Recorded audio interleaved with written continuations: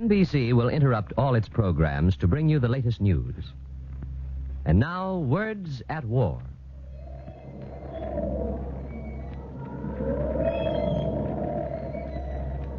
So that's what has brought you, Tom O'Meara.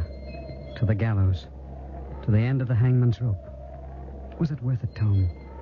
Did you prove anything? I wonder if you could speak now. What would you say?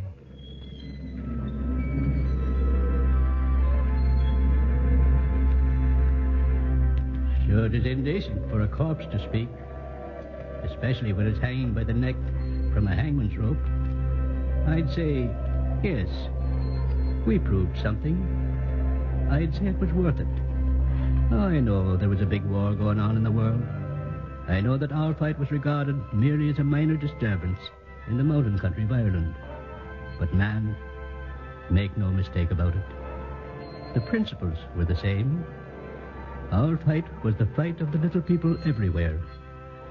And those of us that died in it, we died for freedom too. And maybe in our story, there's a lesson for the common man everywhere.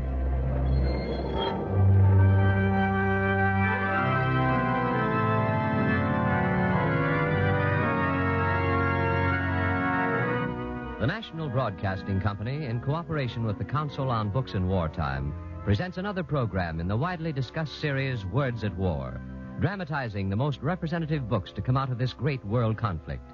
Tonight, Jim Phelan's story of neutral Ireland during these war years, Banshee Harvest. Mr. Phelan's story is pure fiction. He makes no bones about that.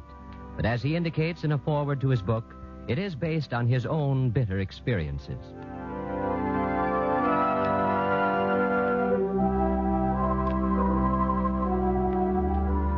After years of residence in England, I was coming back to the Ireland of my childhood, to the mountains of Killavola. I was coming back as an officer of the Irish police, as Captain Arthur Curtin, product of Eton and Oxford. Coming to visit my uncle, Barry Muswell, a cattle rancher whom I hadn't seen for years. This was to be a holiday before taking up my official duties in Dublin. It was just as simple as that, I thought. I was just coming back for a visit.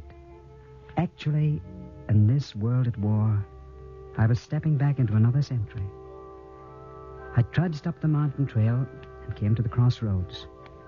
There was some kind of a meeting in progress. About 24 men were grouped around a speaker. A tall man with hair prematurely white. They paid no attention to me, so I stopped to listen. How long will you be going from morning till night, slaving and working your fingers to the bone? And for what, may I ask? I'll tell you.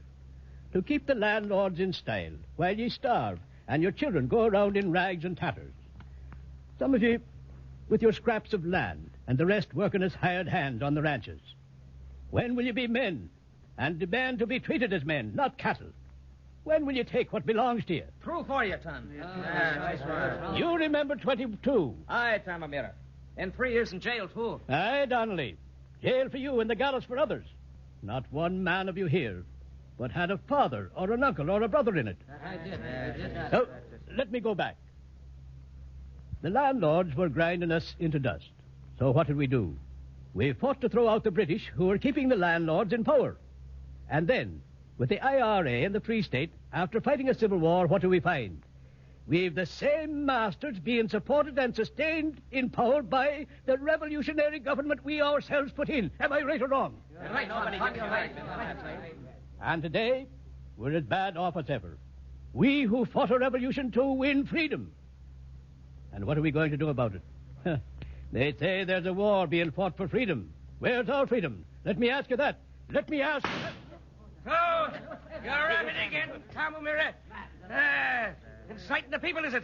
Well, there'll be no more of that, or I won't fire the next shot in the air. I believe that. Being a landlord yourself, you're not for free speech. I don't be believing in insurrection, and the like of you stirring up my workmen. All right, scatter now. Scatter, you gang of criminals. Or by the name of the law, I'll... There you are, men. If you need the proof of what we've been saying, there it is. There you see. I've warned you, Tom O'Meara. Now I'll show you. Maybe this... Put down that gun, you... Why? Are you mad? You might have killed that man. It wouldn't be the first. And what if I did kill him? And who, may I ask, are you to come interfering? Oh, put down that gun. I must ask you to accompany me to the nearest village. Oh, to the nearest village, is it? Oh, take my advice, young fella. and clear out of here. And as for you rats, don't let me be hearing any more of this agitating, or by heaven above, I'll... that gun. You come with me. What the devil do you mean? I happen to be a police officer. Police officer? Oh, well, man, why didn't you say so? Well, these is the rats that you've been looking for right here. I don't know anything about that. I'm a police officer, and I've witnessed an attempt at shooting which you'll have to explain. My name is Curtin, Captain Arthur Curtin, and I must ask you to... Curtin? Captain Arthur Curtin, is it? Yes. Oh, that's a good one. You're my sister Marion's kid. What? So they've made an Englisher out of you, huh? You're Barry Muswell, my uncle? And who else? Lad, I sent a car to meet your train. I took an earlier train. But look here, Uncle, this thing needs explaining. You shot at that man there in the middle of a peaceful meeting of village people discussing their own affairs. Lad, will you not be talking nonsense? These is a gang of robbers wanting to steal my estate the same as they did in 22. Village people, huh? So that's what Eton and Oxford has done for you. Not to know these is my own workmen. Enough now. Come along home, Arthur, me lad. Well, I suppose I... Well, good day, gentlemen. Come along. Gentlemen, is it? You've a lot to learn, Arthur. With my uncle, Barry Muswell, I walked towards the great manor house in the distance, feeling that we had just turned our backs on the makings of another revolution.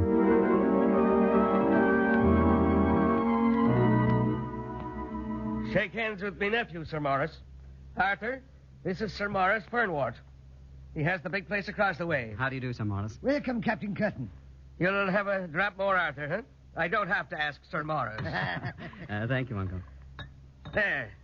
There you are. Well, sit down. Well, 'tis not a bad old world, and Ireland's not a bad old country after all, huh? Really?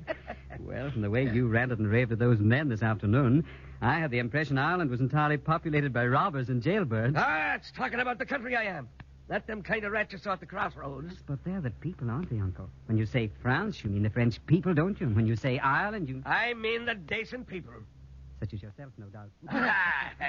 Have your joke, Arthur. But maybe Sir Morris will tell you what kind of rats Tom O'Meara and his gang are. Murray's got 5,000 acres, and the same murdering gang divided up his place during the trouble of 22. What about it, Sir Morris? Oh, it's quite true, Captain Curtin. Matter of fact, your uncle's account of things is rather an understatement. What did I tell you, Arthur? They did take my place in 22, and your uncle's and several others, too. Lock, stock, and barrel. But not without some reason, surely. It just doesn't happen. No one can make me believe that peaceful working men can suddenly turn into... robbers and murderers. That's what they are. No, Sir Morris, I can't believe Captain Curtin, do you know anything about Irish history? Naturally. But perhaps not recent Irish history. Well, if the peasants around here ever got to trust you, and I don't think they ever would, they'd tell you a few things. The landowners at one time were sustained by the British. Then in 1920, the Irish people got rid of the British and set up a free state.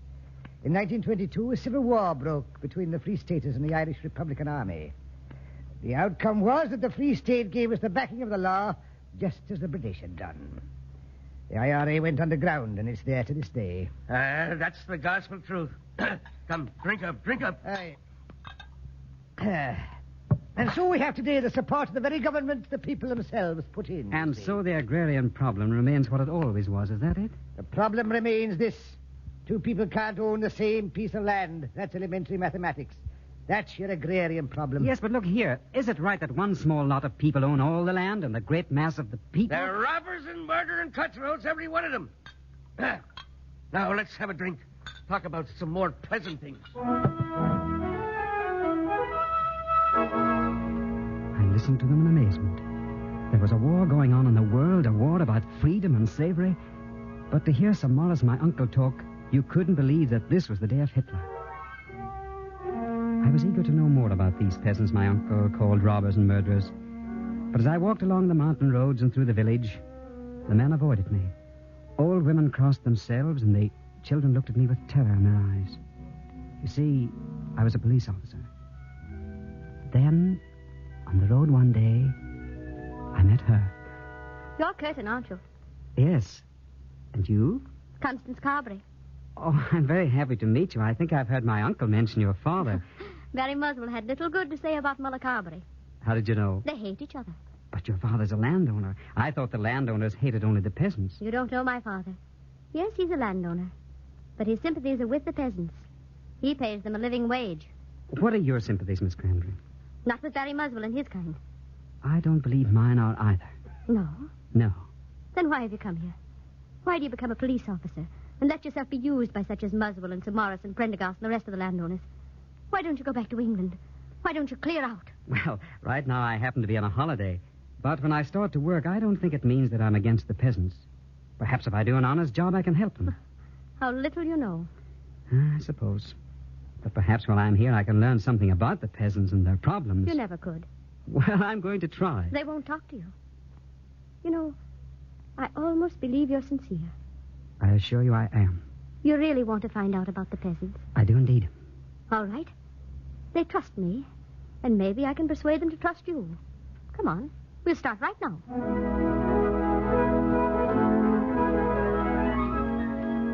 You can talk to him, Tom O'Meara. I'll vouch for him. All right, then, Captain. Here's what it is, and it's simple. If he's careful how much food he puts in his mouth, a peasant and his family, from the 4-year-old to the grandmother, working from dawn till dark, can produce enough to live 10 months of the year. But there are 12 months in a year. Sure, there's 12 months in the year. But it will be your duty as a police officer supporting the landlords to prove that there's only 10 months in a year. So my daughter has set her cap for a policeman, eh? Oh, hush, Dad, and be serious. Very well. Carlton? Yes? As you say, I'm a landowner. But here's the difference. I grow food and hire men and women and pay them. The others raise cattle. You don't need many men for that. Large profits and no risk. Just beef for countries at war, they say. That's ranching. And peasants rotting in hunger and slavery and craving a bit of ground to grow food. And with the guards of the ranches roaming around with their rifles to see that they don't get it. All right, Arthur. Now, if you want to see what life is really like for the peasants, I'll show you. We're going to a wedding party. A wedding party? Now, what can I learn at a wedding party? Come along. You'll find out. Bring that porter a beer, lad. Dominic, where's your drink, man? Sure you don't look like a bridegroom at all. Here you are, Captain. Thank you, Tom. Well, I'd like to drink a toast to the bride. Where is she? Oh, she was here a minute ago. I think she's out feeding the pigs now. Oh, she'll be back in a minute. Out feeding the pigs on our wedding night? And who would be feeding them? Are you surprised, Arthur? Yes, Constance, I certainly am. Let me explain. After the ceremony, the bride came home and laid aside her good dress and put on her work clothes. Then she started doing all the chores, feeding the pigs and chickens and washing and... Good heavens, can't she stop working for her own wedding party? Doesn't she have any honeymoon? That is her honeymoon. Tomorrow morning she'll be up at 4 to work for the rest of her life. Yet she's worked at harder work than this for 18 years. So she could buy Dominic and the pigs. What do you mean, buy? Just that. Peasants don't marry for love. They just can't. They marry money just as London society does. Only the sums are smaller. A man can't slave all his life to get a plow, 2 pigs and 4 calves just to go and squander all that wealth on some woman. So a girl has to buy a man. She gets the money by labor in the fields or as a house servant. Then when she finds a man who'll accept the sum she's got, she marries. Oh, Arthur, there she is. Who? There's Bridget, the bride. What's she doing now? Why, she's going to have a cup of tea while she mends that shirt. She's not exactly young, is she? Of course she isn't young. She's in her 30s. Her husband is over 40. Peasants marry late. They can't afford to get married young. But sheer hard labor keeps them from worrying too much about it. It's an awful price to pay for Sir Morris's fare to London 3 times a year. And his wife's trip to the Riviera in peacetime. Oh, now listen, that's just bitterness. People don't have to be peasant farmers, do they? Nobody asks them. Why can't they get jobs? Jobs? On your uncle's ranch, or Fernwood, or Prendergast? You poor imbecile. That's what the ranchers want them to do. That's why they're slowly murdering them. So they'll chuck their wretched, hopeless little farms and go to work for the ranchers. But wouldn't it be common sense to get rid of this back-breaking, uneconomic way of making a living? Wouldn't they be better off as hired hands? Why, these people are 18th century. They have no place in the modern world. Wait. Take another look at Bridget, the bride. She worked for Fernwood. Her wages were 6 quid. 6 quid? Well, for a girl, £6 a month is by no means a bad. 6 quid a year. £6 a year. $25 a year. That was her wage. You see that iron pot over there? Yes. To buy that, she had to work 18 hours a day, 7 days a week for 3 months. Just to buy 1 pot. Good Lord. Here, Captain Curtin. You've not tasted this pig's cheek. Thanks, but really, I don't... Oh, don't be bashful. There's plenty more. Who'll have a taste of the pig's cheek? You'd better eat it, Arthur. It's not as bad as it looks. It's the only meat they can afford.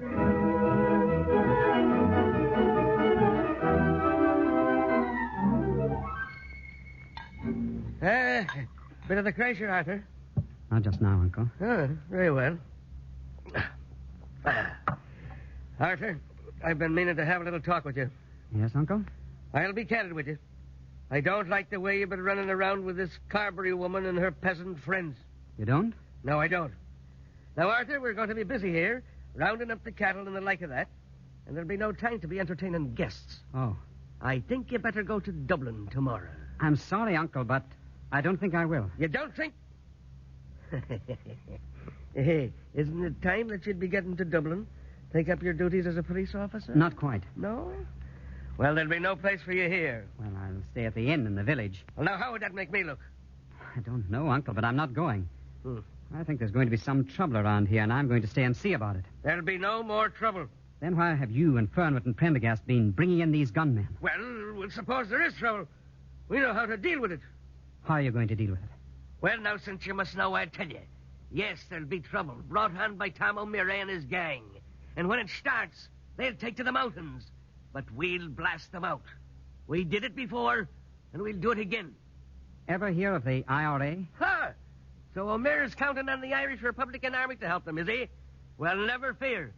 The IRA is not going to come out of its hiding for the likes of O'Meara and his gang of Amadans. They won't strike until they have a chance to win.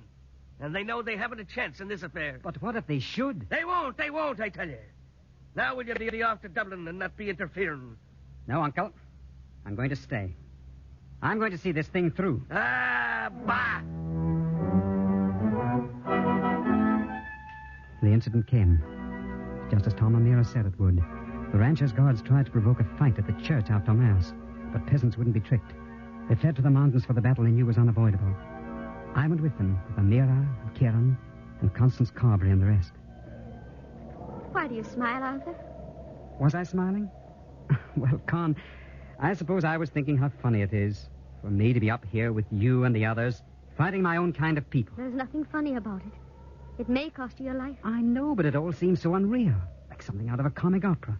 As far as I can see, it's not a military operation at all. We just went up to the mountain. What's to prevent the police and the ranch owners from just ignoring us? We can't do them any harm up here. Oh, yes, we can. The ranchers have no laborers today. They're up here, armed, instead of on the ranches or in jail. That's a land war. Sounds more like a strike. It is a strike in a way. It's, Oh, hello, Tom. Oh, hello, Tom. Hello, Constance. Captain Curtin.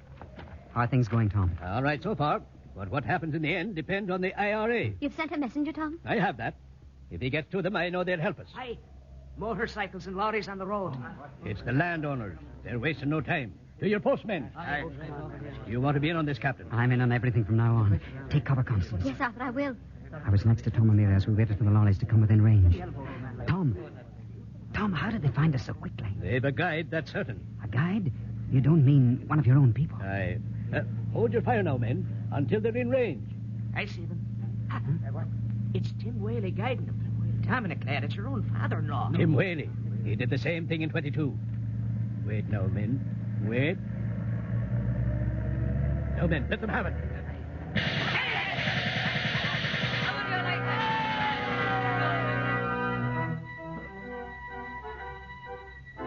They got Dominic's father-in-law, turned back the police. But next day, the guide was a woman. As we waited for him to come within range, everyone quiet but tense, I looked at the man next to me. It was Dominic, the bridegroom of not many evenings before. Then I looked again and recognized the woman who was guiding the police. Dominic, don't shoot. Don't you see who she is? I see who she is. Dominic, that was... I've killed my own bride. The traitor that she was, like her father before. Good Lord. Let them have that grenade now. Right shot, Tom.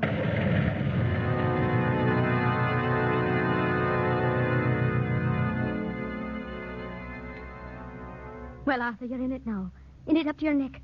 How does it feel to be an outlaw? Well, as Tom here would say, Constance, it's just a job of work. And so it is. Frankly, Tom, this whole thing strikes me as just silly down at bottom. Doing stunts like today's doesn't really force the government to your views, or does it? It's not the government. We have no real quarrel with Dev's government. They're trying to do right by the peasants, but it takes a long time, and most of the people is crooked. You mean misrepresentation? Huh. Perhaps I have more knowledge of that side than you. The gob I wish you had, Skipper. You don't know the dirt of your own kind of people yet. They're cheating on us, and on De Valera, and on the English that thinks they're their friends. But Tom, all this is just lunacy. I'm in it because I think you're right. But it's still lunacy. Why, you told me yourself that you people have been doing this for generations. Well, this is just one more generation. You haven't got a dog's chance. Oh, so you've been listening to that baby-murdering uncle of yours after all? No, Miss Constance. Captain Curtin is here with us, and that's enough for me. Not for me, Tom. Listen, Curtin. This isn't just one more generation. We'll win this time. Con, I hope you will. But look, I'm not here just because I'm in love with you. Oh, darling. I'm here because I believe in Tom O'Meara and you and all the others. I'm here because I'm not the kind of police officer who helps to break the law, even if the law breaks him. Oh, I know. I know, darling. I'm sorry.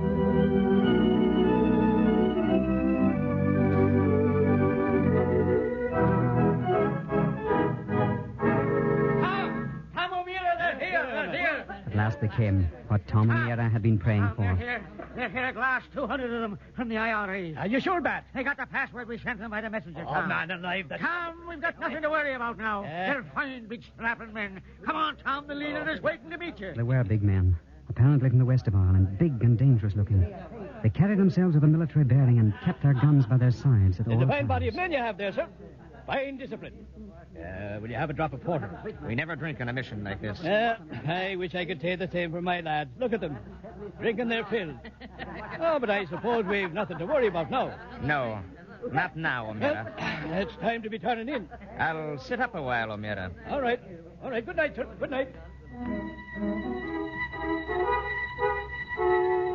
I wondered about these IRA men. Their military bearing, their discipline. It was most unusual for a band of guerrilla fighters. I was wondering when I fell off to sleep. What? What's this? You take off these handcuffs. What's the meaning of this? Take him outside with the others. Yes, sir. Come on. I should have known. At least I should have known that these men were professionals. Get over there, O'Meara. All right. But one question, please. Am I to understand that you're not from the IRA? We're the police. We captured your messenger. Oh, what a fool I've been. Tom, it's not your fault. Leave me alone, Skipper. Unless you can get a gun and plug me. A peasant leader. That's what I was. And to be fooled like this by the police, just when we had them licked. Them and their government friends, and their Nazi friends in Germany. Now I'm after letting them down. Letting whom down? Friends in England, we told them. The Nazis had been spending money like water, planning a murderous big submarine campaign from Ireland.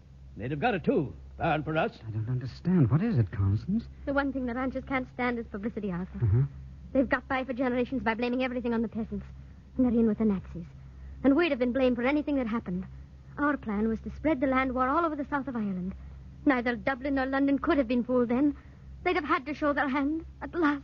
But for me being a trusting fool, you were right, Captain Curtin. It's just one more generation now. Tom, I hope this time it's something more than that. But I was wrong. The leaders were shot or hanged. Constance Carberry of the black hair, the flashing eyes among them. The rest went back to work and resumed their miserable little lives as slaves of the ranchers. Me, my chance to escape came. How did I get away? You forget I was the nephew of Barry Muswell, a man who stood for everything I had come to hate.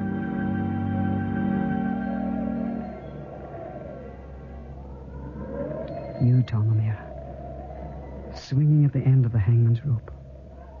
What would you say now? Was it worth it? Did you prove anything?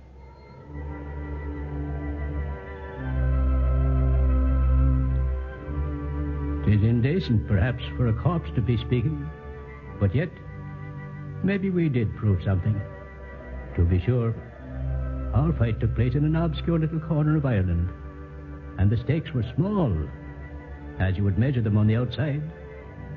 And sure, there was a bigger war going on in the world. But I'm wondering, if the issues weren't just the same. The common man struggling for the right to earn a decent living, to raise his children as he saw best, to send them to school, and to hold up his head as a free man. Maybe we didn't prove anything, except that it was worth fighting for, even though we lost. And to all the people like us throughout the world, let me say, keep up the fight, for someday you're going to win.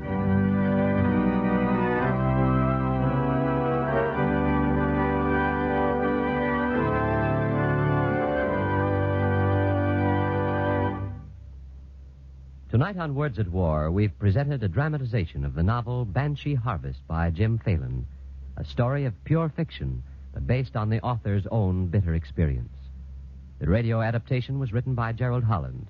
The cast included Mary Jane Higby, John Moore, John Connery, John McBride, Joe Latham, Alfred Shirley, Martin Begley, Spencer Bentley, and John McQuaid.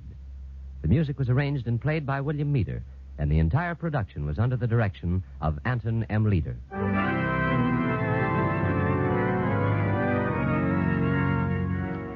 Next week, Words at War will present the radio dramatization of that important and controversial book, Full Employment in a Free Society, by William H. Beveridge. This series of programs is brought to you in cooperation with the Council on Books in Wartime by the National Broadcasting Company and the independent radio stations associated with the NBC network. John Patrick Costello speaking. This is the National Broadcasting Company.